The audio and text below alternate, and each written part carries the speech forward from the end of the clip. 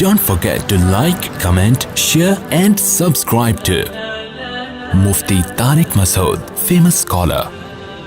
ایک چھوٹی سی بات مجھے یاد آ گئی.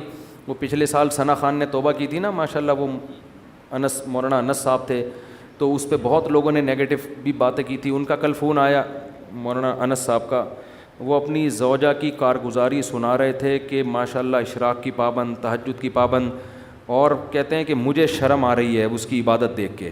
یہ انہوں نے مجھے کہا کہ یہ آپ لوگوں کو بتا دیں, کیونکہ لوگوں نے اس کے بارے میں نیگیٹیوٹی بہت زیادہ پھیلائی ہے. اب دیکھو اگر مفتی انس شروع ہی دن سے اس پہ ڈنڈا لے کے کھڑا ہو جاتا,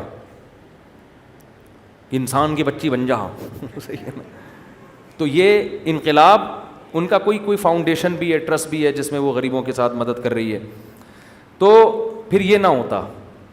تو بہت لوگوں نے ملامت کی, اب ایک بے پردہ عورت سے شادی کر لی, اب یہ کر دیا. بھائی جب شادی کر لی ہے اور وہ دین کی طرف آ رہی ہے تو ایسے موقع پہ اپریشیٹ کیا جائے گا.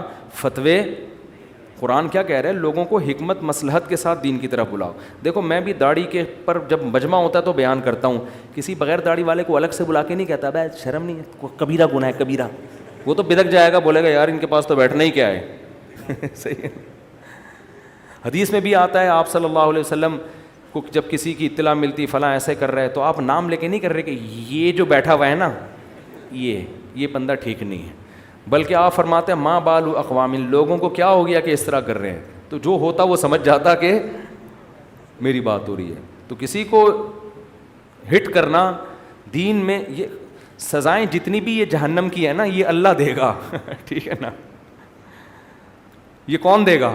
یہ اللہ دے گا. آپ کو دینے کی اجازت, آپ کا کام ہے پیغام مصلحت سے پہنچا دینا. اور قرآن کہہ رہے ہیں میٹھے لہجے میں بات کرو, اس سے فائدہ کیا ہوگا؟ فَإِذَا الَّذِي بَيْنَكَ وَبَيْنَهُ عَدَاوَةٌ كَأَنَّهُ وَلِيٌّ حَمِيمٌ, تمہارا دشمن بھی تمہارا گہرا دوست بن جائے گا.